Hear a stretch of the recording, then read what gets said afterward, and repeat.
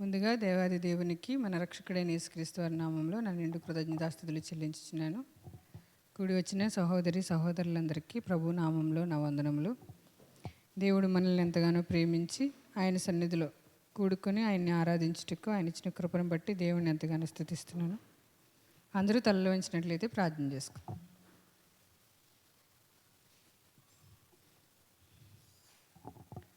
పరలోకమందున్న మా కన్న తండ్రి, మీ ఘనమైన ఉన్నతమైన మహోన్నతమైన నామమునకు వందనములు, స్తుతులు, స్తోత్రములు. ప్రభువా, ఇంతవరకు మీ రెక్కల నీడలో భద్రపరిచి మీ కృపాబాహుల్యం చొప్పున కనికరించి నాయన ఈ దినమున మీ సన్నిధిలో సమకూర్చిన విధానమును బట్టి మీకు స్తోత్రములు తండ్రి. మీ పిల్లలమైన మేము ఎల్లప్పుడూ మీకు విధేయులైన పిల్లలుగా జీవించుటకు సహాయం చేయండి ప్రభువా. ఈ సమయంలో మీ వాక్కులు ధ్యానించుచుండగా చెప్పబోతున్న నాకు మీ పరిశుద్ధాత్మ సహాయమును మెండుగా దయచేయండి.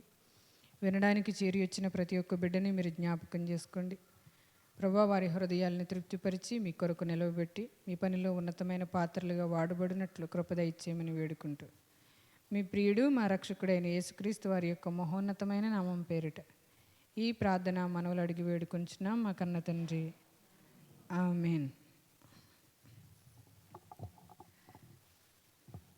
ముందుగా దేవాది దేవునికి మన రక్షకుడైన యేసుక్రీస్తు నామంలో నా వందనములు, కృతజ్ఞతాస్తుతులు చెల్లించున్నాను. కూడి వచ్చిన మీ అందరికి కూడా మరొకసారి నా వందనములు.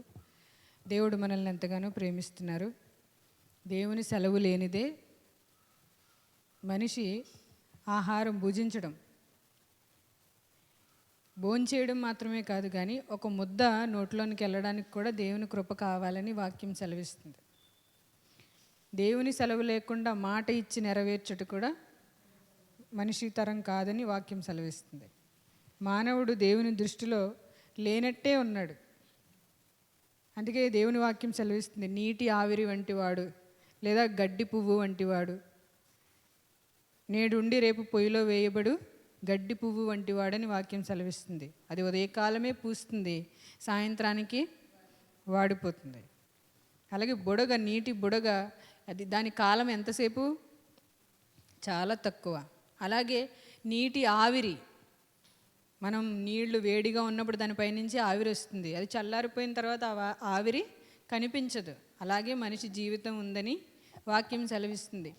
ఇంత అల్పమైన మనిషిని దేవుడు ఎంతగానో ప్రేమించి తన చేతులతో రూపుదిద్దుకున్నాడు. దేవుడు తన చేతులతో నిర్మించుకుని జీవవాయువు ఊది తన ఆత్మను మనకి అనుగ్రహించాడు. దేవుని ఆత్మను విభజించి మనలో పెట్టాడు. మనలో ఆత్మ లేకపోతే మనము ఏమీ లేము. ప్రతి ఒక్కరిలో ఆత్మ ఉందా లేదా? మనలో దేవుని ఆత్మ ఉంది. ఆ ఆత్మ ద్వారానే మనం జీవించుచున్నాం, ఉనికి కలిగి ఉన్నాం, చలించుచున్నాం. మనకి జీవమును, ఊపిరిని, ఆయువును దేవుడు దయచేశాడని వాక్యం సెలవిస్తుంది. మనలో జీవం లేకపోతే, ఊపిరి లేకపోతే, మనకు ఆయుష్ లేకపోతే మనం భూమి మీద జీవించలేము, మనలేము, బ్రతికి బట్ట కట్టలేము. కేవలం దేవుని కృప మన ఎడల ఉంది కాబట్టే మనం జీవిస్తున్నాం. మనం అనుకుంటాం, వచ్చే సంవత్సరం అది చేద్దాం, వచ్చే ఏడు అది చేద్దాం, లేదా ఓ 10 సంవత్సరాల తర్వాత ఇలా ఉందాం, భవిష్యత్తులో ఏదో చేద్దామని మనం అనుకుంటాం. కానీ దేవుడు అంటున్నాడు, నేడు మాత్రమే నీకుంది, నిన్న అయిపోయింది, రేపు వస్తుందో లేదో తెలీదు, రేపు ఉంటామో లేదో గ్యారంటీ ఇవ్వలేం. రేపు దాకా నేను బతికే ఉంటాను, ఇలాగే ఉంటానని ఖచ్చితంగా కరాఖండిగా చెప్పేవాళ్ళు ఎవ్వరు లేరు. ఎందుకంటే మనుషుల్ని మనం చూస్తున్నాం. బయటికి వెళ్ళిన వాళ్ళు ఇంటికి వస్తారో లేదో గ్యారంటీ లేదు. యవ్వనస్తులు చాలా బాగా, యవ్వనస్తుల విషయంలో మనం భయంకరంగా ఆలోచించాల్సిన విషయం ఏంటంటే, వాళ్ళు బాగా మాదక ద్రవ్యాలకు, మత్తుకి, మద్యపానానికి, వ్యభిచారానికి అలవాటు పడిపోతున్నారు.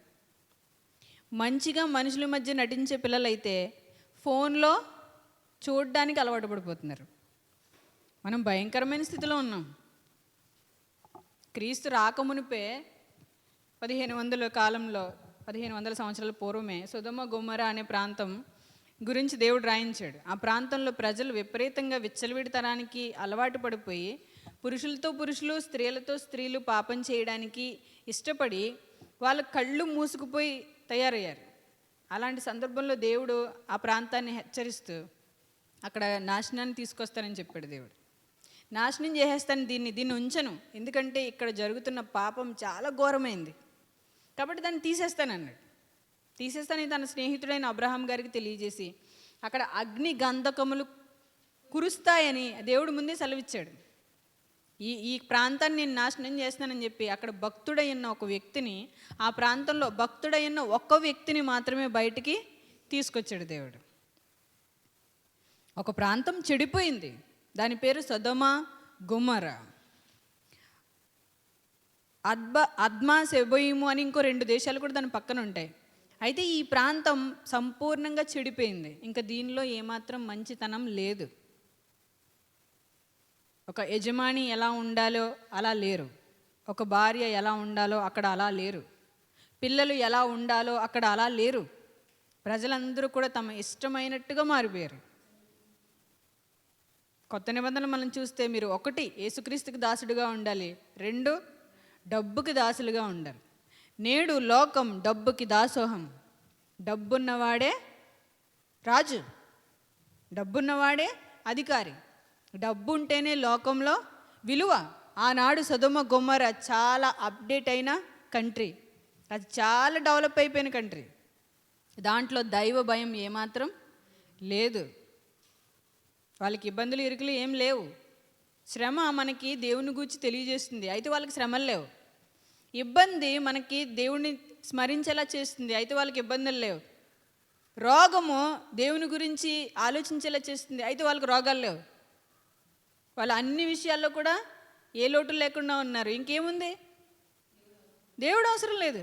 ఇప్పుడు ఈరోజు మనిషికి అన్నీ ఉంటే దేవుడు అవసరం ఉందా?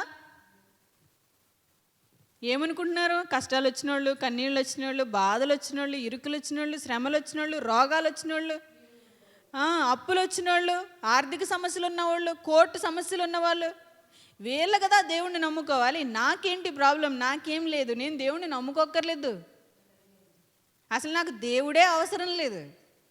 దేవుడు అది ఇది అని చెప్పి మూఢనమ్మకాలు చాదస్తాలతో నేను ఉండలేనని ఈరోజు ఎంతో గొప్పగా చెప్పుకుంటున్నారు. నో గాడ్ లేడు, మన ఇష్టం వచ్చినట్టు ఉండొచ్చు, మనకి హద్దులు లేవు అని చెబుతుంది ప్రపంచం.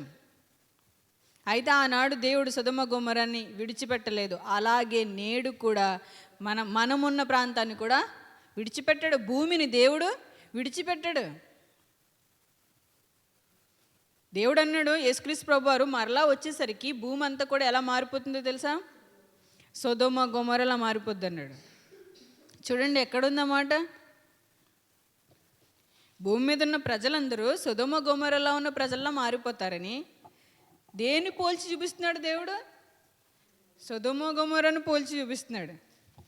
అది ఎలాంటి పట్టణమయ్యా అంటే దేవుని భయం లేదు, విచ్చలవిడితనం, వ్యభిచారం, కామం, చిన్న అని లేదు, పెద్ద అని లేదు, అందరూ కూడా మోసపోయారు. లోక సంబంధమైన, శరీర సంబంధమైన, హృదయ సంబంధమైన వ్యభిచారంలో పడిపోయారు.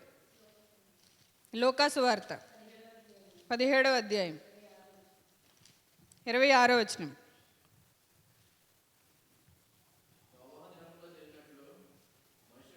ఇరవై 29వ వచనం. అయితే లోతు 28 నుంచి చూద్దాం. లోతు దినముల్లో జరిగినట్టును జరుగును. జనులు తినుచు, త్రాగుచు, కొనుచు, అమ్ముచు, నారు నాటుచు, ఇండ్లు కట్టుచు నుండిరి. ఒక నిమిషం. ఏం చేస్తున్నారు ప్రజలందరూ ఏం చేస్తున్నారు? లోతు దినముల్లో అంటే సొదొమ గొమొర్రాలో దేవుడు ఒక కుటుంబాన్ని బయటకు తీసుకొచ్చాడని చెప్పాను కదా, ఆ వ్యక్తి పేరే లోతు. సొదొమ గొమొర్రా నుంచి ఒక వ్యక్తి బయటకు వచ్చాడు, ఆ వ్యక్తి పేరు లోతు. ఆ లోతు గురించి యేసుక్రీస్తు ప్రభువారు మాట్లాడుతూ లోతు దినముల్లో జరిగినట్టు జరుగును. ఎప్పుడు? యేసుక్రీస్తు ప్రభువారు వచ్చినప్పుడు. అయితే అప్పుడు ఏం చేస్తున్నారు వాళ్ళు? సొదొమ గొమొర్రాలో జనులు తినుచు, త్రాగుచు, కొనుచు, అమ్ముచు, నారు నాటుచు, ఇండ్లు కట్టుచు నుండిరి. మీరు నేడున్న సమాజంలో కూడా చూడండి, మీరు ఎవరినైనా సరే ఒక వ్యక్తిని ఊరికనే పిలవండి బయటికి, ఏమంటారు? పెళ్ళికి వెళ్ళాలి, లేదా ఫంక్షన్కి వెళ్ళాలి, లేదా గృహప్రవేశానికి వెళ్ళాలి, లేదా చేలో పని ఉంది, పొలంలో పని ఉంది, నార్లు నాటుకోవాలి. ఎందుకంటే ఇవన్నీ పోగేసుకోవాలి, రేపొద్దున ధాన్యం అంతా గాదిలో వేసుకోవాలి, గిడ్డంగుల్లో వేసుకోవాలి, అవన్నీ నేనే తినేయాలి. ఇళ్ళు కట్టేసుకోవాలి, ఇంటి మీద ఇల్లు, వాళ్ళు కట్టుకున్నారని వీళ్ళు కట్టుకున్నారని వాళ్ళ స్తోమత ఎంతో ఉందో అర్థం చేసుకోరు. అప్పు చేసైనా సరే అర్జెంటుగా ఇల్లు కట్టేయాలి. ప్రజలు ఏమనుకుంటున్నారు? మీరు చూడండి, అప్పుడు దేవుడు ఏదైతే సమాజం గురించి చెప్పాడో, ఇప్పుడు ఏదైతే సమాజం గురించి చెప్పాడో, ఇవన్నీ నేను రాసుకొచ్చిన మాటలు కాదు, దేవుడు మనకి సెలవిచ్చిన మాటలు. ఆనాడు ప్రజలు తినుచు త్రాగుచు. మనం ఈరోజు ఎందుకు బ్రతుకుతున్నామంటే తినడానికి, తాగడానికి, ఊరేగడానికి. వేరే పని ఏమన్నా ఉందా? ఇంకే పని లేదు. ఎందుకు సంపాదిస్తున్నాం అంటే తినడానికి, కూర్చుని తినడానికి. మళ్ళీ ఏమంటారు తెలుసా? తరతరాలు కూర్చుని తిన్నా తరగని ఆస్తి. అంటే ఏంటి హృదయంలో ఉన్నది? మనిషి హృదయంలో ఉన్నది కూర్చుని తినాలి, తాగాలి, సంతోషించాలి, సుఖించాలి. అయితే దేవుడు ఏం చెప్తున్నాడు ఇక్కడ? ప్రజలు అలా ఉన్నారు. అయితే లోతు సొదొమ విడిచిపోయిన దినమున ఆకాశము నుండి అగ్ని గంధకములు కురిసి వారినందరినీ నాశనము చేసెను. ఆకాశం నుంచి వర్షం కురవడం మనకు తెలుసు, అగ్ని గంధకములు కురవడం మనకు తెలియదు. అది జరగబోతుంది, అది భవిష్యత్. దేవుడు చెప్పాడు. ఆనాడు సొదొమ గొమొర్రాలో పాపం పెరిగిపోవటం మూలాన, పెరిగిపోవడం మూలాన దేవుడు అగ్ని గంధకములు కురిపించి వారిని అందరినీ నాశనం చేశాడు. ఇంకా మరలా అక్కడ కనీసం గడ్డి కూడా మొలవలేదు. ఇప్పటికీ నేటికి కూడా మొలవలేదు, మొలవదు. ఎందుకంటే అలాంటి గంధకం ఎప్పుడైతే భూమి మీద పడిందో దాంట్లో ఇంకా ఎటువంటి జీవం కూడా లేదు, అది సారం కోల్పోయింది. దాంట్లో మొక్క కూడా మొలవదు, అది పోతుంది పూర్ణంగా. ఇంక దాంట్లో మీరు ఏ విత్తనం వేసినా కూడా అది మొలదు. దేవుని చేత శపింపబడింది, శాపగ్రస్తమైన భూమిగా మిగిలిపోయింది. నేటికి మీరు సెర్చ్ చేయండి సొదొమ గొమొర్రా గురించి, నేటికి అది అలానే ఉంది. గూగుల్లో చాలామంది సెర్చ్ చేస్తూ ఉంటారు కదా, ఎన్నో విషయాలు తెలుసుకుంటూ ఉంటారు కదా. సొదొమ గొమొర్రా గురించి నేటికి మీరు తెలుసుకోవచ్చు. ఆ ప్రాంతంలో నేటికి మొక్క కూడా మొలవలేదు, గడ్డి మొక్క కూడా మొలవలేదు. ఎందుకంటే ఆకాశం నుండి వచ్చిన అగ్నిగంధకములు ఆ భూమిని అంతటిని ఏం చేసాయి? కాల్చేసాయి. అక్కడ మనిషి మనుగడ ఏమాత్రం లేదు ఇంకా. అందుకే యేసుక్రీస్తు ప్రభువారు అంటున్నారు, లోతు సొదొమ గొమొర్రాను విడిచిపోయిన దినమును ఆకాశం నుండి అగ్ని గంధకములు కురిసి వారిని అందరినీ నాశనం చేసెను. ఆ ప్రకారమే మనుష్య కుమారుడు ప్రత్యక్షమగు దినమున జరుగును. మనుష్య కుమారుడు ప్రత్యక్షము కాబోయే దినము త్వరలోనే ఉంది. వాక్యం సెలవిస్తుంది. ఆయన అన్నాడు, ఇదిగో నేను ద్వారం దగ్గరే ఉన్నాను, ఇదిగో నేను త్వరగా వచ్చుచున్నాను. ఆలస్యం లేదు, ఇంకా ఆలస్యం లేదు. ఆయన సిద్ధంగా ఉన్నాడు, ఆయన రాబోతున్నాడు. మనకి ఇవన్నీ కూడా సూచనలు. ఆయన వచ్చే టైంకి ఎలా ఉంటుందో ఆయన ముందే చెప్పాడు. మనకి ఉదయాన్నే పిల్లలు స్కూల్కి వెళ్తారు, అక్కడ రోడ్ సైడ్ హార్న్ కొట్టేసరికి వీళ్ళు బస్కి పరిగెట్టాలి, రెడీ అయి ఉండాలి వీళ్ళు ఆ టైంకి. అలాగనే మనకి ప్రతిదానికి టైం ఉంది. స్కూల్కి టైం ఉంది, జాబ్కి టైం ఉంది, ఆఫీస్కి టైం ఉంది, మందులు వేసుకోవడానికి కూడా టైం ఉంది, భోజనం చేయడానికి టైం ఉంది. అలాగనే యేసుక్రీస్తు రాబోతున్న దానికి కూడా టైం ఉంది, సమయం ఉంది. ఆయన రాబోతున్నాడు కాబట్టి ఇప్పుడే సిద్ధపడమంటున్నాడు. అప్పటికి సమాజం ఎలా అయిపోతుందంటే తినుచు, తాగుచు, పెండ్లి చేసుకుంటూ, కొనుచు, అమ్ముచు, కొనడంలో మోసం, అమ్మడంలో మోసం, దాచుకోవడం, లోభత్వం. ఈ సమాజం ఎలా ఉంది నేటి సమాజం? నేను చెప్పక్కర్లేదు, నేను చిన్నపిల్లని మీ ముందు, మీకే బాగా తెలుసు. ఎలా ఉన్నారు? స్వార్థరహితులుగా మారిపోలేదు మనుషులు. మనిషి ఏం చేసినా అందులో ఏముంది? స్వార్థం ఉంది. తనకి లాభం ఉంటుంది. లాభం లేకుండా ఏ మనిషి అయినా ఏదైనా చేస్తాడా? మనకి ఒక మనిషి నుండి లాభం లేకుండా మీరు ఏదైనా తీసుకోగలరా? ఏమీ ఉండదు. లాభం లేకుండా మీకు ఏ పని ఎక్కడా జరగదు. స్వార్థంతో నిండిపోయింది లోకం. ఇంకా ఎవరైనా అమాయకులు బాధలో ఉన్నారంటే సరిగ్గా అప్పుడే దొరుకుతారు పట్టుకోవడానికి. నేను ఒక స్టోరీ చూశాను, అంటే ఒక నిజంగా జరిగేదే ఇది. నిజంగా జరిగేవి ఇవి. అందులో ఒక భర్త తన భార్యకి ఏం చెప్పడు. తన ఆఫీస్ పని ఏదో తను చేసుకుంటాడు, తన వ్యాపారం ఏదో తను చేసుకుంటాడు, తన పని ఏదో తను చేసుకుంటూ కష్టాలని భరిస్తూ అప్పులు చేస్తూ అప్పులు తీరుస్తూ తన కష్టాలు తను పడుతూ ఉంటాడు. ఈమె అమాయకురాలు ఇంటికి లేటుగా వస్తున్నాడని అడుగుతుంది, కానీ నీకెందుకు, నీకేం బాగానే ఉన్నావు కదా ఇంటి దగ్గర, నువ్వు కూర్చొని ఉండలేకపోతున్నావు ఏంటి, నా గొడవ ఎందుకు నీకు అంటాడు తప్ప ఏం చేస్తున్నాడో చెప్పడు. ఒకసారి అప్పు చేసి ఒక షావుకారు దగ్గర ఇంటి కాగితాలు రాసిచ్చేస్తాడు. అప్పు తీర్చకపోతే నీ ఇల్లు నేను స్వాధీనం చేసుకుంటానంటాడు అతను. అయితే కొన్ని రోజులకు ఆ అప్పు అతను తీర్చేస్తాడు. కానీ ఈ సంగతి తన భార్యకి చెప్పడు, తన స్నేహితుడికి చెప్తాడు. అయితే అతను హఠాత్తుగా చనిపోతాడు. ఈ ఎవరైతే ఈ షావుకారు ఇల్లు తాకట్టు పెట్టుకున్నాడో అతను ఈ సంగతి తెలిసి తన భార్యకు చెప్పడితను అనే సంగతి తెలిసి చనిపోయి భర్త బాధలో ఉంటే ఆమె దగ్గరికి వెళ్ళి ఈ ఇల్లు నాకు రాసేసాడు, ఈ ఇల్లు నాకు ఇచ్చే అంటాడు. అంటే భర్త చనిపోయి ఉంది, ఏ ఆధారం లేకుండా ఉంది, అయినా సరే ఏమంటున్నాడు, నీ ఇల్లు నాకు రాసిచ్చే, నీ భర్త నాకు ఆల్రెడీ ముందే రాసిచ్చేశాడు, నీకు తెలియదు ఈ సంగతి అని చెప్తున్నాడు. అయ్యో నేనేం చేయను, నాకు తెలియదు ఈ సంగతి అని ఆమె ఏడుస్తుంది. దేవుణ్ణి గట్టిగా పట్టుకుని ఉన్నది కనుక ఆ కాగితాలు, అతను విడిపించిన కాగితాలు ఆమెకు దొరకడం ద్వారా ఆమె సేఫ్ అయింది, తప్పించుకుంది.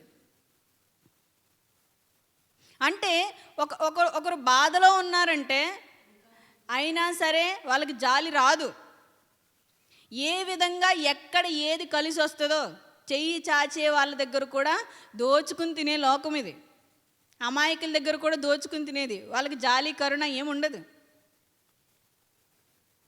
ఒకరు దొరికారు మనకి అంటే దోచుకోవడమే, మోసగించడం, దోచుకోవడం, స్వార్థం, అసూయలు. మనకు తెలుసు ఎంతకాలం ఉంటామండి ఈ భూమి మీద అనేది వాళ్ళే, ఎంతకాలం ఉంటాము అనేది వాళ్ళే, దోచుకునేది వాళ్ళే. బయట కూడా చాలామంది చూడండి, ఆడవాళ్ళు కూడా వాళ్ళ ప్లేసులు కూడా తుడుచుకుంటారు. బయట పల్లె ప్రాంతాల్లో దారిలో తుడుచుకుంటారు, రోడ్డు మీద ఆ చీపురు అలా వేస్తారు, ఆ స్థలంలోకి వెళ్తుంది. అది ఆ అమ్మ వస్తుంది బయటికి, నా స్థలంలో తుడుస్తున్నావేంటని అడుగుతుంది.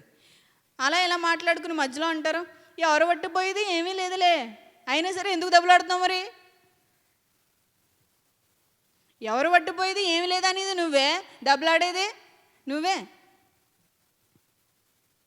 దోచుకోవడానికి, దాచుకోవడానికి, సంపాదించుకోవడానికి, సంపాదించుకున్నదంతా ఏం చేసుకుంటావు?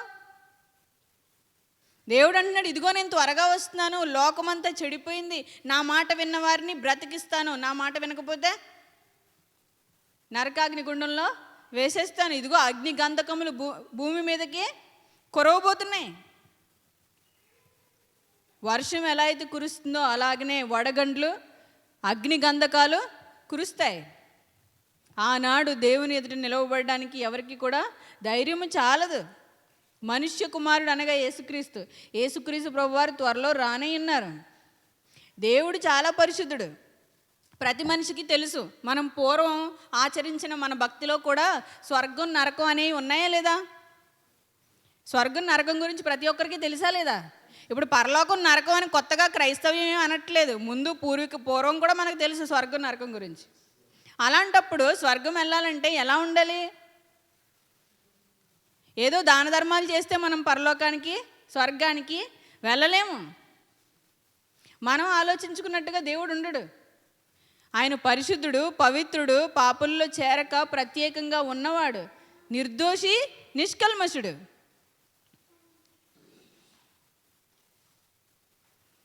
దేవుడు ఎట్టివాడు? పవిత్రుడు, పరిశుద్ధుడు. ఆయన యందు పాపము లేదు. పాపం చేసిన వారు కూడా ఆయన్ని చేరలేరు. అంత పరిశుద్ధుడు దేవుడు. మనం ఎవరికి దొరకకపోతే మనమే బోల్డ్ కవర్లు చెప్తాం కదా. మనం ఎంతో నీతిమంతులైనట్టు, మనం ఎంతో మంచి వాళ్ళం అయినప్పుడు కవర్లు చెప్తాం. కానీ ఆయన నిజంగా నీతిమంతుడు, నిజంగా ఆయన గొప్పవాడు, పరిశుద్ధుడు. ఆయన యందు పాపం ఎంత మాత్రమూ లేదు. దైవ సన్నిధికి వచ్చి వేషాలు వేస్తే మనం బ్రతకము, చచ్చిపోతాం. కరెంటు దగ్గరకు వచ్చి వేషాలు వేస్తేనే బ్రతకం మనం. గట్టిగా పిడిగేస్తేనే బ్రతకం మనం. గట్టిగా ఉరిమింది అనుకో, బ్రతుకుతారా? పిడుగుపడి 10 మంది చనిపోయారని న్యూస్లో చూస్తాం. అది కూడా పవరే కదా, అదొక శక్తి. కరెంటు కూడా ఒక శక్తి. ఈ భూ సంబంధమైన పంచభూతాలు శక్తి ముందే మనం ఆగలేము. దేవుని ఎదుట ఎలా ఆగుతాము? దేవుడు హెచ్చరిస్తున్నాడు, ఇదిగో నేను త్వరగా వచ్చుచున్నాను, పాపము ఎంత మాత్రము సహించను. చాలామంది క్రైస్తవులు కూడా చాలా మోసపోతున్నారు. అమ్మ మీరు ప్రార్థన చేసేయండి కార్యం జరిగిపోద్దంటే, మేము ప్రార్థన చేస్తే కార్యం ఏమీ జరగదు. మీరు దేవుని యందు నమ్మకం ఉంచితేనే, భయభక్తులు కలిగి ఉంటేనే, వాక్యానుసారంగా జీవిస్తేనే మీకు కార్యము జరుగుతుంది. మీరు దేవుని ఆజ్ఞలు విధులు పాటించకపోతే, మీరు దైవ గ్రంథాన్ని చదవకపోతే, దైవ గ్రంథం చెప్పినట్టు జీవించకపోతే ఎవరికి ఏమీ జరగవు. మేము వచ్చి ప్రార్థన చేసేసి ఒకసారి వెళ్ళిపోతే మీ ఇంట్లో ఏమీ డబ్బులేమీ కురిసేవు. అసలు డబ్బు గురించి దేవుడు చెప్పలేదు. అసలు డబ్బును పూజించొద్దన్నదే క్రైస్తవ్యం.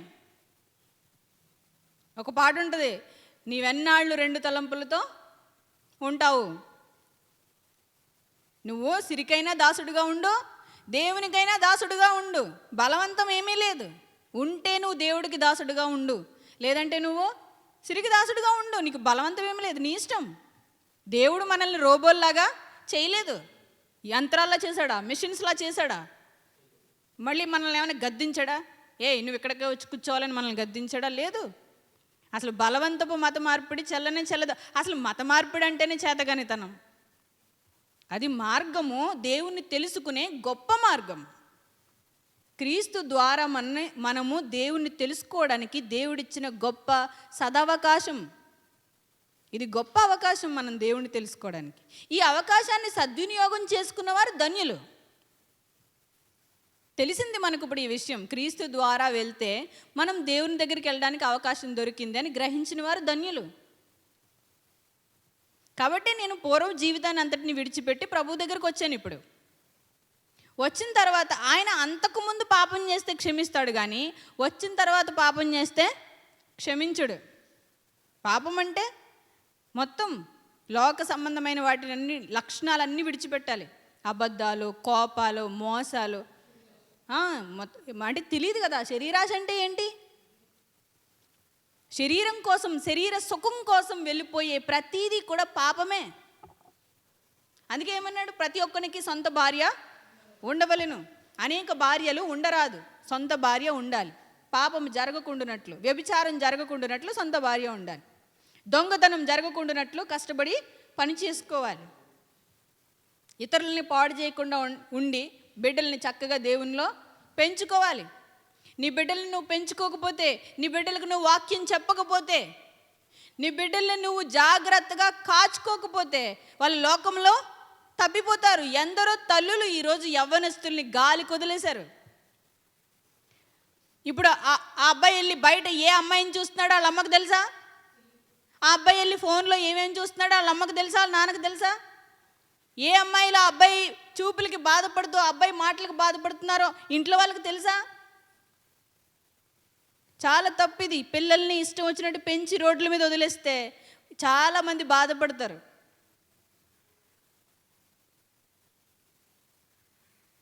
అమ్మాయిల్ని కూడా ఇష్టం వచ్చినట్టు బయట వదిలేస్తే వాళ్ళు ఏం చేస్తున్నారో మనకు తెలియదు. కాలేజ్లో అమ్మాయిలు వేరే అమ్మాయిలు చూడండి అమ్మాయిని దగ్గరికి వచ్చంట, ఆ అమ్మాయిలు అంటున్నారంట, ఆ అబ్బాయిని చూడే ఎంత అందంగా ఉన్నాడో అని అడుగుతున్నారంట. అలాంటి సమాజంలో ఉన్నాం మనం. మన పిల్లలు అలాంటి సమాజంలో తిరుగుతున్నారు. వేరే వాళ్ళ వైపు చూడకపోయినా సరే పక్కనున్న అమ్మాయి వచ్చి చూడు అబ్బాయి ఎంత అందంగా ఉన్నాడు చూడు అంటుంది. కన్ను ఎంత మోసం చేస్తుంది, అందం మీద దృష్టి పెడుతుంది. అందం ఒకనాడు ముడతలు పడిపోతుందా లేదా? ముడతలు పడిపోతుంది, పళ్ళన్నీ ఊడిపోతాయి, కంటి చూపు మందగించుకుపోద్ది, చెవులు వినికిడి తగ్గిపోద్ది, జుట్టంతా రాలిపోద్ది. అయినా సరే అందం మీద మక్కువ. అందం శాశ్వతం కాదు, అందం మోసం. మోసపోవద్దని దేవుడు చెప్తున్నాడు. అందానికి మోసపోతున్నారు, డబ్బుకి వెండి బంగారాలకి లోబడిపోతున్నారు. వెండి బంగారాలు కలకాలం ఉండవు. ఈ క్షణము మన దగ్గర ఉన్న డబ్బు కాగితము అవసరం వస్తే ఏమవుతుంది? కొట్టు దగ్గరికి వెళ్ళిపోద్ది, షాప్కి వెళ్ళిపోద్ది, కూరగాయల దగ్గరికి వెళ్ళిపోద్ది. డబ్బు కాగితాలు మన దగ్గర ఉంటాయా? ఉండవు. డబ్బు శాశ్వతం కాదు, ధనము శాశ్వతం కాదు, వెండి బంగారాలు శాశ్వతం కాదు. దేవుని ప్రేమే శాశ్వతము. కాలం తరిగిపోతుంది. అందుకే అంటున్నాడు, గాలికి పొట్టు ఎగిరిపోయినట్లు సమయం గతించిపోతుంది. సిగ్గుమాలిన జనులారా కూడి రండి, నా దగ్గరికి రండి, నేను చెప్పినట్టు వినండి, అలా బ్రతకండి, మీరు బ్రతుకుతారు. నేను చెప్పినట్టు చేస్తే మీరు బ్రతుకుదురు అంటాడు దేవుడు. ఇది బ్రతుకు పుస్తకం. ఇది బైబిల్ ఏంటి? మనిషి యొక్క బ్రతుకు పుస్తకం. మీరు బైబిల్ చదవకపోతే మీకు ఎలాంటి ఉపయోగము ఉండదు. మీరు దేవుడు చెప్పినట్టు జీవించకపోతే మీకు ఎటువంటి ఉపయోగము ఉండదండి. అందుకే రోమపత్రికలో అంటాడు 2వ అధ్యాయంలో, ధర్మశాస్త్రం వినువారు దేవుని దృష్టికి గొప్పవారు కాదు కానీ, నీతిమంతులు కాదు కానీ, దాన్ని గైకొని దాన్ని అనుసరించి గైకొని ఆ ప్రకారంగా జీవించువారే నీతిమంతులు. మీరు ఇక్కడికి వస్తే ప్రయోజనం లేదు, ఇక్కడ చెప్పింది వింటే ప్రయోజనం. మేము ప్రార్థన చేస్తే ఏదో అవ్వదు, మీరు దేవుని యందు విశ్వాసం ఉంచితే అవుతుంది. మీకు దేవుని యందు భయభక్తులు కలిగి ఉంటే అవుతుంది. క్రైస్తవ్యం మోసపోయింది. నేను గుళ్ళోకి వెళ్ళాను, నాకేం జరిగింది? నేను 20 సంవత్సరాల నుంచి చర్చిలోకి వెళ్తున్నాను, నాకేం కలిసి వచ్చింది? నా కొడుక్కి ఇంకా పెళ్ళి అవ్వలేదు, నాకేం కలిసి రాలేదు, ఆస్తులు రాలేదు. ఇది క్రైస్తవ్యం కానే కాదు. నీ కొడుకు సరిగ్గా లేకపోతే దేవుడు ఏం చేస్తాడు? నువ్వు కదా ఇష్టం వచ్చినట్టు రోడ్ల మీద వదిలేసింది. నువ్వు కదా నీ కుటుంబాన్ని విడిచిపెట్టి ఇష్టం వచ్చినట్టు తింటూ తాగుతూ తిరిగింది నువ్వు కదా. దేవుడు ఏం చేస్తాడు? సినిమాల కోసం, సీరియళ్ళ కోసం వంట చేస్తావో, పెంట చేస్తావో, నీ ఇష్టం వచ్చినట్టు తిరుగుతావో, డబ్బు సంపాదన కోసం తిరుగుతావో, అది నువ్వు చేసుకున్నది. దేవుడు ఏం చేశాడు? దేవుడు చెప్తున్నాడు, నువ్వు పాపాన్ని విడిచిపెట్టు, అపవిత్రతను విడిచిపెట్టు, దేవుడి కోసం బ్రతుకు, వాక్యం చదువు, ప్రార్థన చేసుకో, దేవుడు చెప్పినట్టు జీవించు. దేవుడు చెప్పినట్టు జీవించకపోతే, చెప్పినట్టు చేయకపోతే ఎలా పనిచేస్తుంది? ఇప్పుడు చాలామంది నడుముకి ఆపరేషన్ చేయించుకోరు. ఎందుకని? సెట్ అవ్వదని. నడుము ఆపరేషన్ చేయించుకుంటే సెట్ ఎందుకు అవ్వదు? అవుతుంది, నువ్వు ఆ ప్రకారంగా ఉండవు కాబట్టి. అది చాలా క్రిటికల్. దానికి నువ్వు జాగ్రత్తగా ఉంటే సెట్ అవుతుంది. కానీ అలా జాగ్రత్తలు అందరూ తీసుకోలేరు కాబట్టి అది అందరికీ సెట్ అవ్వదు. కాలు విరిగిపోయినప్పుడు డాక్టర్ గారు చెప్తారు 40 రోజులు రెస్ట్ తీసుకోవాలి, లేదా 60 రోజులు రెస్ట్ తీసుకోవాలని చెప్తారు. నువ్వు రెస్ట్ తీసుకోకుండా ఇష్టం వచ్చినట్టు ఊరి మీద తిరిగేసి డాక్టర్ గారి దగ్గరికి వెళ్ళి, డాక్టర్ గారు నాకు తగ్గలేదు, ఇదిగో 60 రోజులు తగ్గిపోద్దన్నావు, రూపాయలన్నీ కట్టించుకున్నావు అంటే చీ అంటాడు డాక్టర్. నేను రెస్ట్ తీసుకోమని చెప్పాను అని చెప్తాడు. నువ్వు రెస్ట్ తీసుకున్నావా? ఈరోజు చేయాల్సింది ఏంటి? దెబ్బ తగిలినప్పుడు రెస్ట్. కానీ చాలామంది యవ్వనస్తులు రెస్ట్ తీసుకోవట్లేదు. ఇది నిజంగా జరిగింది కూడా. చాలామంది కాలుకు దెబ్బ తగిలిన, ఏలుగు దెబ్బ తగిలిన రెస్ట్ తీసుకోరు. అది జీవితాంతం కూడా ఆ పుండు కరుకు మన దెబ్బ అలానే ఉంటుంది. ఏమైందంటే ఎప్పుడో కాలు ఇరిగిపోయింది, అప్పటి నుంచి తగ్గలేదంటారు. అప్పుడు రెస్ట్ తీసుకుంటే నువ్వు తగ్గిపోయేది. నీకు ఏం చెప్తున్నారో జాగ్రత్తగా విని డాక్టర్ చెప్పిన మందులు వేసుకోవాలి, రెస్ట్ తీసుకోవాలి, మంచి ఆహారం తీసుకోవాలి, ఎక్సర్సైజులు చేయాలి. అన్నీ చేస్తేనే ఒక గాయము తగ్గుతుంది. అలాంటప్పుడు దేవుడి దగ్గరకు వచ్చినప్పుడు దేవుడు చెప్పినట్టు వినాలి, దేవుడు చెప్పినట్టు జీవించాలి, దేవుని వాక్యాన్ని అనుసరించి నడుచుకోవాలి, వాక్యం చదవాలి, ప్రార్థనా జీవితం కలిగి ఉండాలి. ప్రార్థన లేకపోతే మన జీవితాలు ఎండిపోతాయి. ప్రార్థన అంటే ఏంటి? దేవుణ్ణి అడగడం. ఏం అడగాలి? ప్రార్థనలో దేవుణ్ణి ఏం అడగాలి?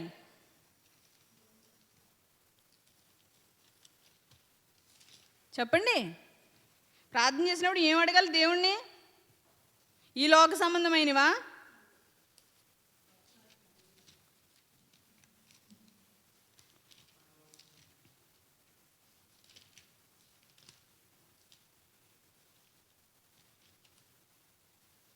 చూడండి, లూకా సువార్త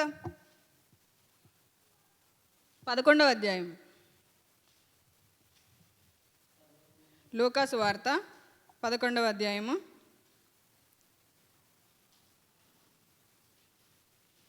11వ వచనం నుంచి. లూకాసు వార్త 11వ అధ్యాయము 11వ వచనం నుంచి. మీలో తండ్రి అయిన వాడు తన కుమారుడు చేపను అడిగితే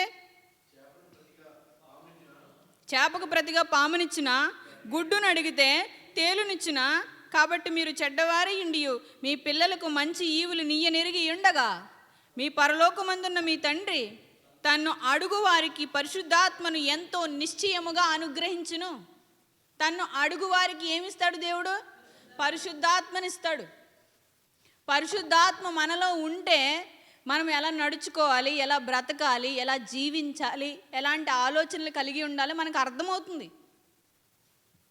వాక్యం మనలో ఉంటేనే పరిశుద్ధాత్ముడు మనలో ఉంటాడు. వాక్యం లేకుండా పరిశుద్ధాత్ముడు లేడు. పరిశుద్ధాత్ముడు లేకుండా మనకి భూమి మీద బ్రతుకు లేదు. ఎందుకు ఈరోజు రేపేం చేయాలో మనకు ఎందుకు తెలియట్లేదు? ఈరోజు ఎలా నడుచుకోవాలో కూడా తెలియట్లేదు. దేవుడు చెప్పినట్టుగా నడుచుకోవడం మనకు ఎందుకు తెలియట్లేదు? మనకి వాక్యం తెలియదు కాబట్టి. మనకి వాక్యం తెలిస్తే వాక్యానుసారంగా ఎలా నడుచుకోవాలో తెలుస్తుంది. మన జీవితాల్లో వాక్యం ఉంటే భర్త భార్యతో ఎలా నడుచుకోవాలో తెలుస్తుంది. భార్యకి భర్తను ఎలా చూసుకోవాలో తెలుస్తుంది. తల్లికి పిల్లల్ని ఎలా చూసుకోవాలో తెలుస్తుంది.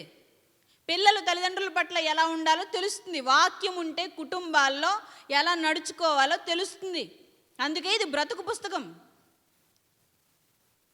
దేవుడు చెప్తున్నాడు, అన్నీ చెప్పాడు. దేవుడి మీద నేరం మోపితే ఊరుకోడు, లెక్కలన్నీ తీస్తాడు బయటికి. అందుకే అన్నాడు, మాట్లాడిన ప్రతి మాటకి లెక్కప్ప చెప్పాలన్నాడు. ఒక మాటకే లెక్కప్ప చెప్పాల్సి ఉంటే పనులకి, చేతలకి, చూపులకి, మరి వీటన్నిటికీ లెక్క చెప్పాలా వద్దా? తీర్పు ఉంది. ప్రతి మనిషి దేవుని ఎదుట నిలవబడాలి. తీర్పు జరుగుతుంది ఖచ్చితంగా. తాను చేసిన క్రియలను బట్టి ప్రతి ఒక్కరూ దేవుని న్యాయపీఠం ఎదుట నిలవవలసి ఉన్నది. అవి చెడ్డ కార్యములైనా సరే, మంచి కార్యములైనా సరే అడుగుతాడు దేవుడు, లెక్క అడుగుతాడు ఖచ్చితంగా. దాన్ని లెక్క అడిగినప్పుడు మనం చెప్పాలా వద్దా? దేవుని న్యాయపీఠం ఎదుట నిలవవలసి ఉన్నదని వాక్యం సెలవిస్తుంది.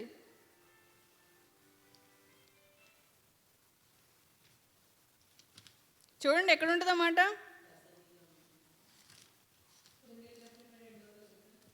కొరింథీయులకు రాసిన 2వ పత్రిక 5వ అధ్యాయం. కొరింథీయులకు రాసిన 2వ పత్రిక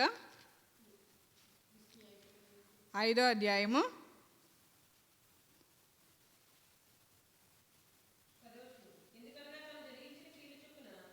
10వ వచనం. ఎందుకనగా తాను జరిగించిన క్రియల చొప్పున అవి మంచివైనను సరే చెడ్డవైనను సరే దేహముతో జరిగించిన వాటి ఫలమును ప్రతివాడు పొందునట్లు మనమందరము క్రీస్తు న్యాయపీఠము ఎదుట ప్రత్యక్షము కావలను. ప్రతి ఒక్కరూ క్రీస్తు న్యాయపీఠము ఎదుట ప్రత్యక్షము కావలను.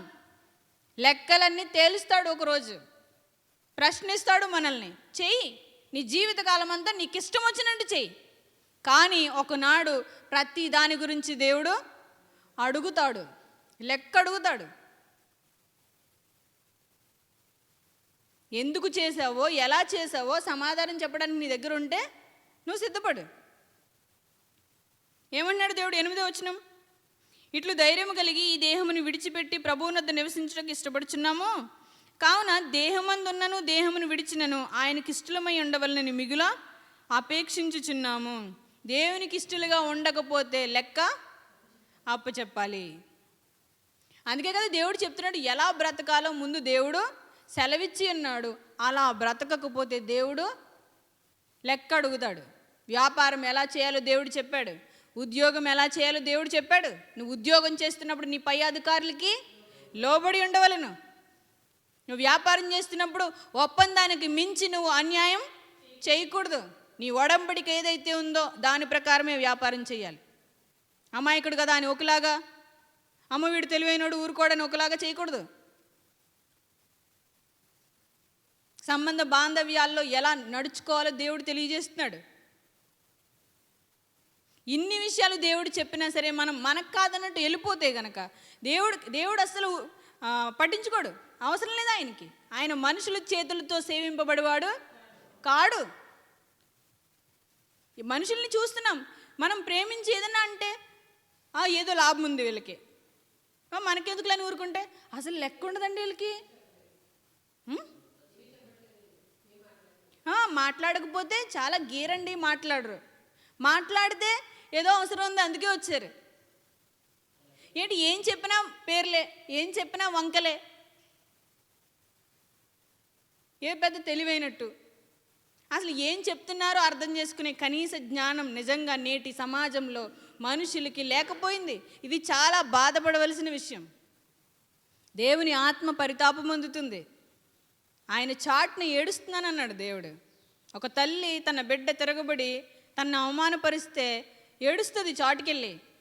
నా కొడుకే నన్ను ఎలా అన్నాడు, నేను గుండెల మీద పెంచుకుని నా కొడుకు నన్ను ఎలా అన్నాడని తండ్రి కూడా బాధపడతాడు. తిరగబడితే అందరి ముందు ఏడుస్తాడా? చాటుని ఏడుస్తాడు. దేవుడు దైవ గ్రంథంలో రాయించాడు, ఆయన చాటుని ఏడుస్తున్నాడు. ఇంతమంది పిల్లల్ని కని వాళ్ళకి జ్ఞానాన్నిచ్చి తెలివినిచ్చి వాళ్ళకి కావాల్సిన వనరులనిచ్చి వసతులనిచ్చి పెంచి పెద్ద చేస్తే వాళ్ళు దేవుని మీద తిరగబడ్డారు. దేవుని మాట ఈరోజు వినట్లేదు. దేవుడి మీద తిరగబడ్డం అంటే ఏంటి? దేవుడు ఎక్కడున్నాడు, దేవుడు నేను ఎక్కడ తన్నేను అనుకోవచ్చు. దేవుని మాట వినకపోవడమే. నలుగురు మనుషులు ఉన్నప్పుడు మన కొడుకు బయట వెళ్తున్నప్పుడు ఒరే ఆగరా అన్నప్పుడు ఆగాడు అనుకో, వాడు విధేయత చూపించినట్టు. ఆగలేదనుకో, నీ మీద నీ మాటకి లెక్కలేదనే కదా. మరి ఏం జరుగుతుంది బయట? మనుషులు ఎలా ఉన్నారు ఇప్పుడు దేవుని దగ్గర? దేవుని మాట ఏమాత్రం లెక్కలేదు. దేవుని యందు భయం లేదు, భక్తి లేదు. జాగ్రత్త. ఏమన్నాడు యేసుక్రీస్తు ప్రభువారు? శరీరమును చంపువానికి భయపడుకుడి, శరీరమును ఆత్మను కలిపి చంపువానికి భయపడుడి. మనుషులు కేవలం శరీరాన్ని మాత్రమే చంపగలరు, కానీ దేవుడైతే ఆత్మను కూడా చంపగలడు. శరీరాన్ని చంపే మనుషులకే భయపడుతున్నావు, ఆత్మను చంపే దేవునికి భయపడవా? మనం ఎవరికి భయపడాలి? దేవునికి భయపడాలి. ఈరోజు మనుషులకు భయపడుతున్నారు. మనుషులు దేవునికి భయపడాలి, మనుషుల్ని ప్రేమించాలి. కానీ మనం మనుషులకి భయపడతాము, దేవుని ప్రేమిస్తాము. దేవుడి ప్రేమ కావాలని కోరుకుంటాము. మీరు మనం దేవుని కూడా ప్రేమించం.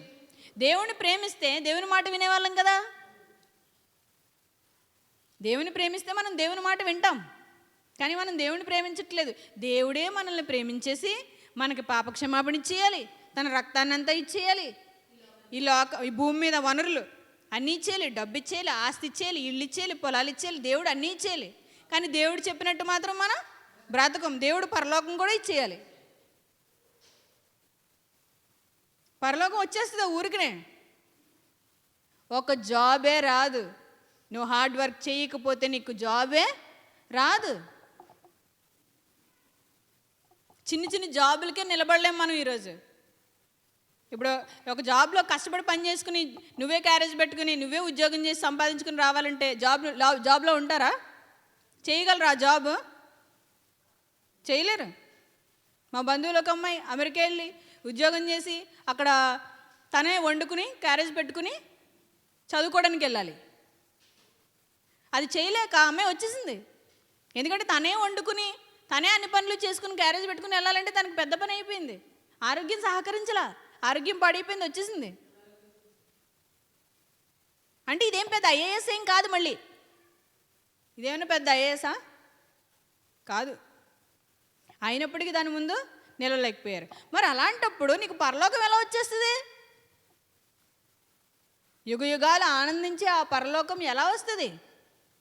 కేవలం క్రీస్తునందు విశ్వాసం ఉంచడం ద్వారా దేవుడు అనుగ్రహిస్తానని వాగ్దానం చేశాడు కదా. దేవుడు మనకి పరలోకాన్ని ఇస్తానని వాగ్దానం చేశాడు. తన అడుగు వారికి పరిశుద్ధాత్మను ఇస్తానన్నాడు. మనం ప్రార్థన చేస్తే దేవుడు మనకి పరిశుద్ధాత్మని ఇస్తాడు. పరిశుద్ధాత్మ ఉంటే మనం ఎలా బ్రతకాలో మనకి గ్రహింపు ఉంటుంది, అవగాహన ఉంటుంది. ఎలా నడుచుకోవాలో మనకు తెలుస్తుంది. ఆయన ఇచ్చిన వాగ్దానాన్ని బట్టి మనం ఆయన యందు విశ్వాసం ఉంచితే మన ఆత్మ రక్షింపబడుతుంది. కేవలం ఇదే కదా చేయమన్నాడు దేవుడు. ఆయన్ని నమ్మమన్నాడు, ఆయన మాట వినమన్నాడు, ఆయన చెప్పినట్టుగా జీవించమన్నాడు. ఇది చాలా తేలికైనది, సులభమైనది. కానీ మనిషి అంతకంటే భయంకరమైన బాధాకరమైన పరిస్థితుల్లో ఈడ్చుకున్నాడు, వేదన చెందుతున్నాడు. ఎందుకంత ప్రయాసను అడుగుతున్నాడు దేవుడు. హడ్సన్ టైలర్ గారి బుక్లో ఒక మాట రాసింది, 10,000 గుర్రాలు వేరే దేశం నుంచి ఈ దేశానికి బొగ్గులు తీసుకొస్తే వారం రోజులు పడుతుందంట. అదే ట్రైన్ మీద తీసుకొస్తే ఒక్క పూట పడుతుందంట. మీకు అర్థమవుతుందా? వాళ్ళకి కావాల్సిన సరుకులు లేదా బొగ్గులు, ఆ సందర్భంలో బొగ్గులని రాయబడింది, వేరే దేశం నుంచి ఈ దేశం తీసుకురావాలంటే వారం రోజులు పడుతుంది 10,000 గుర్రాలతో. అదే ట్రైన్ మీద అయితే కేవలం ఒక్క పూటలో అయిపోతుంది. దేవుడి కార్యాలు కూడా అలాగే ఉంటాయి. మీరు ప్రయాసపడి దేకి పాకి పొర్లి దొల్లేసి చేసుకుంటారు మీరు. కానీ దేవుడు ఇస్తే అది ఒక్క పూటలో వచ్చేసినట్టే వస్తుంది. కానీ మీరు అన్ని రోజులు మీరు ఖాళీగా కూర్చుని దేవుడి ఎదుటే కూర్చుని చూడాలంటే చూడగలరా? ఇప్పుడు దేవుని దగ్గర కూర్చుని దేవునికి ప్రార్థించి చక్కగా వాక్యం చదువుకుని ప్రశాంతంగా ఉండడమే నొప్పి అయిపోయింది మనిషికి. వెళ్ళిపోయి ఏదో ఉద్ధరించే పరిగెట్టు ప్రయాసపడు అంటే ప్రయాసపడుతున్నాడు, ఎంతైనా ప్రయాసపడుతున్నాడు. పొద్దు నుంచి సాయంత్రం దాకా ఆయాసం, చెమటలు కక్కేసి, ఎంతో బాధ, ఎంతో వేదన. కానీ ఒక్క గంట దేవుడి దగ్గర మాత్రం కూర్చోలేరు, దేవుడు చెప్పింది వినలేరు, దేవుడు చెప్పినట్టుగా నడుచుకోలేరు. ఏం చెప్పాడు దేవుడు? చక్కగా వాక్యం చదువుకుని ప్రార్థన చేసుకుని దేవుని మాటకి విధేయత చూపిస్తే ఎలా నడుచుకోవాలి, ఏం చేయాలి అన్నీ ఆయనే చూపిస్తున్నాడు. తర్వాత మనం కలకాలం శాశ్వత కాలం ఉండడానికి పరలోకాన్ని ఆయనే మనకి ఇస్తున్నాడు. ఇంకెందుకు బాధ, ఇంకెందుకు వేదన? ఈ లోకమే శాశ్వతమనుకుని మోసపోతున్నాడు మనిషి.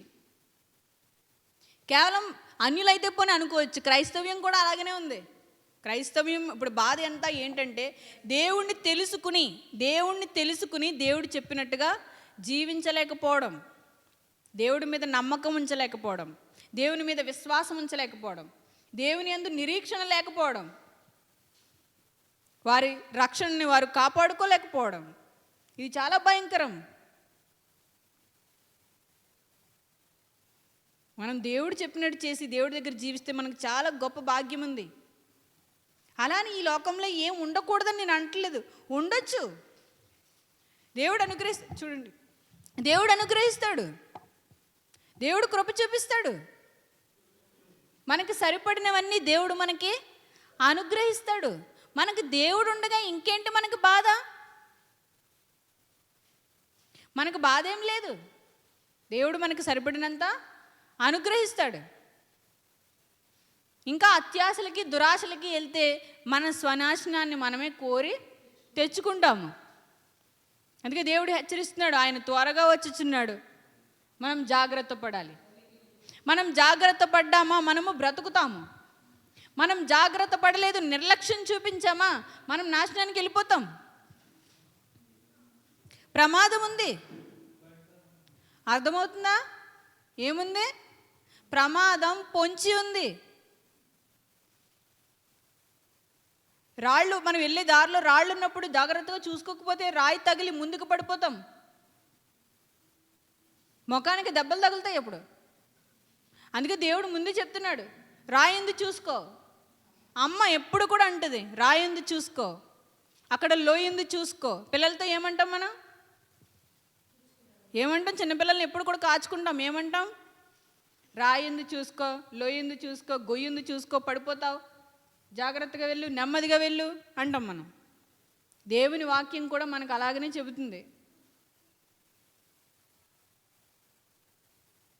దేవుడు త్వరగా రానున్నాడు కాబట్టి మనం భయపడాలి, ప్రార్థన చేయాలి. ఆయన ఆత్మ సహాయం మనకే కావాలి, పరిశుద్ధాత్మ నడిపింపు కావాలి. ఎందరైతే దేవుని కుమారులను పిలువబడుతున్నారో వారందరూ కూడా, ఎందరైతే దేవుని వాక్యానుసారంగా నడుచుకుంటున్నారో వారందరూ దేవుని కుమారులని పిలువబడుతున్నారు. దేవుని కుమారులు దేవుని ఆత్మచేత నడిపింపబడుతున్నారు. వారు దేవుని దగ్గరికి చేరుకుంటారు.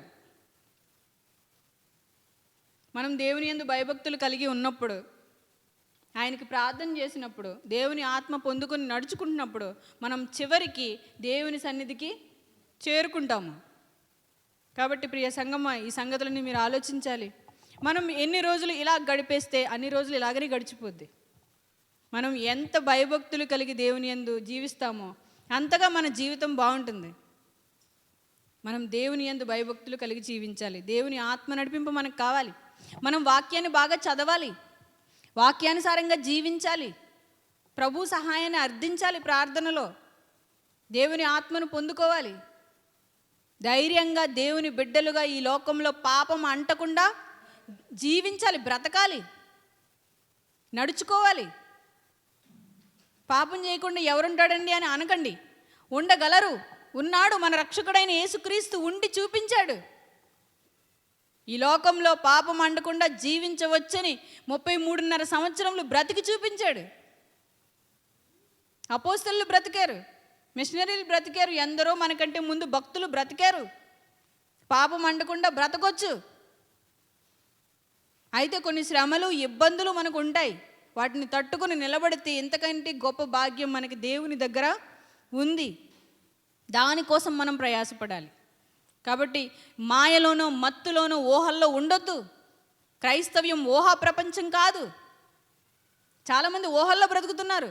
ఏదో వచ్చేద్ది, రేపొద్దున్న ఏదో వచ్చేద్ది, ఏదో అయిపోద్ది, మేము అంత అయిపోతాం, ఇంత అయిపోతాం అనుకుంటున్నారు. ఏమవరు. ఏమైనా అయినా నీకు అక్కడ సుఖం లేదు, సంతోషం లేదు. నిజంలో ఉండండి, సత్యంలో ఉండండి. యేసుక్రీస్తు ప్రభువారు అంటారు, నేనే సత్యమును. సత్యం మనల్ని స్వతంత్రులుగా చేస్తుంది, అబద్ధం మనల్ని బానిసలుగా చేస్తుంది. మనిషి ఈరోజు అబద్ధంలో బ్రతుకుతున్నాడు, సత్యాన్ని విడిచిపెట్టేశాడు. అబద్ధాలే నచ్చుతాయి మనిషికి. నీకేదో వచ్చేది, నీకేదో అయిపోద్ది, వచ్చి అంటే అదే నిజం అనుకుని వెళ్ళిపోతాడు. ఉరి యొద్దకి పక్షి వెళ్ళినట్లు సామెతల గ్రంథంలో అంటాడు, ఉరి యొద్దకి పక్షి వెళ్ళినట్లు వేశ్య దగ్గరికి యవ్వనుడు వెళ్ళిపోతున్నాడని చెప్తాడు. అలాగే అపవాది దగ్గరికి మనుషులందరూ వెళ్ళిపోతున్నారు. అపవాది ఏమైంది? మహావేశ్య. వేశ్యతో పోల్చాడు అపవాదిని. దెయ్యం యొక్క శక్తిని వేశ్యతో పోల్చాడు.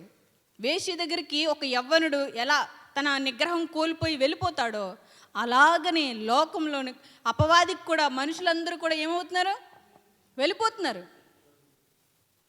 పక్షి ఉరి యొద్దకు పోవునట్టు అన్నాడు. అంటే మనం కూడా నరకంలోనికి వెళ్ళిపోవడానికి, మన ఆత్మని తగలబెట్టుకోవడానికి మన చేతులారుగా మనమే వెళ్ళిపోతున్నాం. మన దేహాన్ని పాడు చేసుకుంటున్నాం, ఇల్లు పాడు చేసుకుంటున్నాం, కుటుంబం పాడు చేసుకుంటున్నాం, అన్నీ పాడు చేసుకుంటున్నాం. అయినప్పటికీ ప్రభువు చేతులు చాచి పిలుస్తున్నాడు, దాన్ని మాత్రం త్రోసిపుచ్చుతున్నాం. జాగ్రత్త పడదాం. మనం జాగ్రత్త పడి బ్రతికితే మనకింకా అవకాశం ఉంది. మనకింకా మనలో ఊపిరి ఉంది అంటే, ఆయు ఉంది అంటే ఇంకా దేవుడు మనకి అవకాశాన్ని ఇస్తున్నాడు. ఇప్పుడే మారు మనసు పొందుదాం. ఏమన్నాడు దేవుడు? ఇప్పుడే మారు మనసు పొందు. మారు మనసు పొంది మనసు మార్చుకుని దేవుని తట్టు తిరిగావా? ఏమన్నాడు? ఇదే అనుకూల సమయం, నేడే రక్షణ దినం, మార్పు పొందు. ఎన్నాళ్ళు ఈ పాపలోకంలో బ్రతుకుతావు? ఎన్నాళ్ళు ఈ మురికిలో జీవిస్తావు? నీ ఆత్మ నాశనానికి పోతుందని చెప్పినా గ్రహించవా? ఎవరో వంక పెట్టుకుంటావు. వంక అది నన్ను అడిగితే. ఇప్పుడు నీకు చెయ్యి కాలిపోతుంటే మా ఆయన తిడతాడు అంటావా? ఈ కాలు ఇరిగిపోతుంటే మా ఆయన తిడతాడు అంటావా? అనో కదా. ఎవరో మా ఇంట్లో వాళ్ళు ఒప్పుకోరంటావా? నీకు దెబ్బ తగులుతుందంటే నువ్వే కాపాడుకుంటావు కదా. మీరే చూసుకోవాలి, మీ ఆత్మను మీరే కాపాడుకోవాలి. ఎవరి ప్రాణాలకు వాళ్ళే ఉత్తరవాదులు. నాకు సంబంధం లేదన్నాడు పౌలు. మాకు సంబంధం లేదు, మేము చెప్పాము, మేము ప్రకటించాము, మేము అరిచి చెప్పాము, మేము పిల్లని గురవి ఊదుతుమి, మీరు నాట్యం ఆడరైరి, మేము ప్రలాపించుతుమి, మీరు ఏడవరైరి. మేము ప్రలాపించాం, మేము ఏడ్చాం, మేము అరిచి చెప్పాం. ఇదిగో ఆయన త్వరగా వచ్చుచున్నాడు. మీ పాపాలు ఒప్పుకొని దేవుని సన్నిధిలో విడిచిపెట్టండి.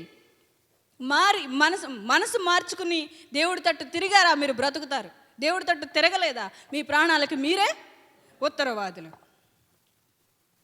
దేవుడు ఏడ్చుతూ చెప్తున్నాడు. దేవుడు సహించడు, సమయాన్ని ఇస్తాడు, ఆ సమయం వరకే చూస్తాడు. కాలం మనది కాదు, సమయం మనది కాదు, ఈ భూమి మీద ఉన్నది ఏది మనది కాదు. మనం ఈ భూమిని విడిచిపెట్టి, ఈ దేహం ఒంటి మీద ఉన్న ఈ మట్టి దేహాన్ని కూడా విడిచిపెట్టి ఒకనాడు వెళ్ళిపోవాలి. మన కళ్ళ ముందు ఎందరో వెళ్ళిపోయారు, చూస్తున్నాం మనం, మన కళ్ళారా చూస్తున్నాం మనం.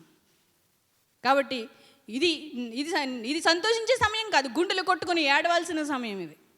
ఎప్పుడు ఏడుపు మొహాలు వేసుకుని ఉంటారంటే ఉంటాం. అందరూ ఎక్కడ నశించిపోతారో అని ఏడుపు మొహాలు వేసుకుని ఉంటాం. దేవుడి సన్నిధిలో ప్రార్థన చేస్తూనే ఉంటాం, మారమని చెప్తూనే ఉంటాం. అవును మేము వెర్రివారమే, అవును మేము సిగ్గులేని వారమే, చీ అంటున్నా సరే వస్తాం, పొమ్మంటున్నా సరే వస్తాం, మొహం మీద తిడుతున్నా సరే మళ్ళీ వాళ్ళ దగ్గరికి వెళ్తాం. ఎందుకంటే ప్రభు ప్రేమ మమ్మల్ని బలవంతం చేస్తుంది. ప్రభు ప్రేమ మమ్మల్ని ఇంట్లో కూర్చొనివ్వట్లేదు, బయటికి వెళ్ళి చెప్పమంటుంది, చెప్తాం. పని పాట లేదని మీరు అనుకోవచ్చు, ఊరికనే వచ్చారనుకోవచ్చు, తినడానికి వచ్చారనుకోవచ్చు, ఎన్నైనా అనుకోవచ్చు. అయితే ప్రాణం ఉన్నంతసేపు, ఆయు ఉన్నంతసేపు ప్రభు ప్రేమను ప్రకటించడానికి మేము బ్రతికున్నంతసేపు దేవుడి కోసం చెప్తానే ఉంటాం, మారమని చెప్తానే ఉంటాం, లోకాన్ని విడిచిపెట్టమని చెప్తానే ఉంటాం. ఎందుకంటే సువార్త ప్రకటన మా జన్మ హక్కు. దేవుడు మాకు ఇచ్చాడు సువార్త ప్రకటించమని, సర్వ సృష్టికి వెళ్ళి సువార్త ప్రకటించమన్నాడు. భూమి మీద పరలోకమందు సర్వాధికారము క్రీస్తుకు మాత్రమే ఇవ్వబడి ఉన్నది. యేసుక్రీస్తుది రాజ్యం. ఎవరి రాజ్యం నడుస్తుంది? క్రీస్తు శకం నడుస్తుంది. శకం ఎవరిదే? క్రీస్తుది. క్రీస్తు శకం ఆయనదే నడుస్తుంది పాలన, ఆయన పరిపాలిస్తున్నాడు. ఆయన మాటను బట్టి మేము ప్రకటిస్తున్నాము. చచ్చిపోయేంత వరకు సువార్తను ప్రకటిస్తూనే ఉంటాము, లోకం ఎన్ని మాటలు అన్నా సరే. ఎందుకంటే రాబోయే ఉగ్రత చిన్నది కాదు. ఒక సునామీ వస్తేనే తట్టుకోలేవు, ఒక తుఫాన్ వస్తే తట్టుకోలేవు, ఒక కరోనా వస్తే తట్టుకోలేవు, గట్టిగా 10 రోజులు వర్షం వస్తేనే తట్టుకోలేరు, గట్టిగా 10 రోజులు చలి వస్తే తట్టుకోలేవు. మరి దేవుని ఉగ్రత అగ్నిగంధకాలు కురుస్తాయంటే ఎలా తట్టుకుంటాం? కాబట్టి మన ఆత్మలు రక్షింపబడాలంటే మనం వాక్యాన్ని గట్టిగా పట్టుకోవాలి, వాక్యానుసారంగా జీవించాలి, మన కుటుంబాలు జాగ్రత్త వహించాలి. లేకపోతే అది ప్రమాదం అనేది పొంచే ఉంది. మనం రక్షింపబడ్డామా ఆశీర్వదింపబడతాం. దేవుని మాటను పెడచవని పెట్టామా మన ప్రాణాలకు మనమే ఉత్తరవాదులం, శాపాన్ని కొని తెచ్చుకుంటాం. దేవుడు ఇదే చెప్తున్నాడు. నేడు ఉన్న సంఘాల్లో ఈ మాట చెప్పలేకే నీళ్లు నవ్వులుకుంటూ చేతులు విసుక్కుంటూ కూర్చుంటున్నారు. మనుషులు ఎక్కడ వెళ్ళిపోతారో, ఈ మనుషులందరూ ఎక్కడ వెళ్ళిపోతారో ఏమన్నా అంటే అనేసి వాళ్ళు ఏం చేస్తున్నారు? మీ బంగారాలు పట్టరండి, మీ దశం భాగాలు పట్టరండి, మీ ఆస్తులు పట్టరండి అంటున్నారు. కాబట్టి జాగ్రత్త పడదాం, ఆలోచించండి. దేవుడు హెచ్చరిస్తున్నాడు. మీరేదో దేవుడిని నమ్ముకుంటే నాకు కలిసి వచ్చేదేమీ లేదు, మీ చేతి తిట్లుంటే నాకు కలిసి వచ్చేదేమీ లేదు. దేవుడు ప్రేమను బట్టే తెలియజేస్తున్నాం. కాబట్టి ఆలోచించండి, అర్థం చేసుకోండి, దేవుని మాటకి విధేయత చూపించి మీ ప్రాణాలను మీరు దక్కించుకోండి అని తెలియజేస్తూ ప్రభు నామంలో దేవుని మాటలు తెలియజేస్తూ ముగిస్తున్నాను. తలలో ఉంచండి, ప్రార్థన చేసుకుందాం. పరలోకమందున మా కన్న తండ్రి, మీ ఘనమైన ఉన్నతమైన మహోన్నతమైన నామమునకు వందనములు స్తుతులు స్తోత్రములు తండ్రి. మీ ప్రేమ ఎంతో గొప్పది, మీ మాట ఎంతో గొప్పది, మీ మాట అగ్ని వంటిది, మీ మాట సుత్తె వంటిది. ఆయన ఇది బండలాంటి హృదయాలను బద్దలు చేయగలిగేది. మా మాట శక్తి లేనిది ప్రభువా, నీ మాటే శక్తి కలిగింది ప్రభువా. నాయన ఇక్కడ అనేక హృదయాలు నీ తట్టు చూస్తుండగా ప్రభు వారి హృదయాలు తెరవండి. ఆయన మీ మాటను వారి హృదయాల్లో ఉంచండి. మీ మాట ప్రకారం జీవించుటకు కృప దయచి ఈ లోకంలో ఎన్నో ఉరులు నాయన ఒడ్డుతూ ఉండగా వాటన్నిటిని విడిపించుకుని మీ కొరకు నాయన స్వతంత్రులుగా జీవించుటకు మాకందరికీ కృప దయచేయమని వేడుకుంటూ మీ ప్రియుడు మా రక్షకుడైన యేసుక్రీస్తు వారి యొక్క మహోన్నతమైన నామం పేరిట ఈ ప్రార్థన మనవులు అడిగి వేడుకొంచున్నాం మా కన్న తండ్రి. ఆమేన్.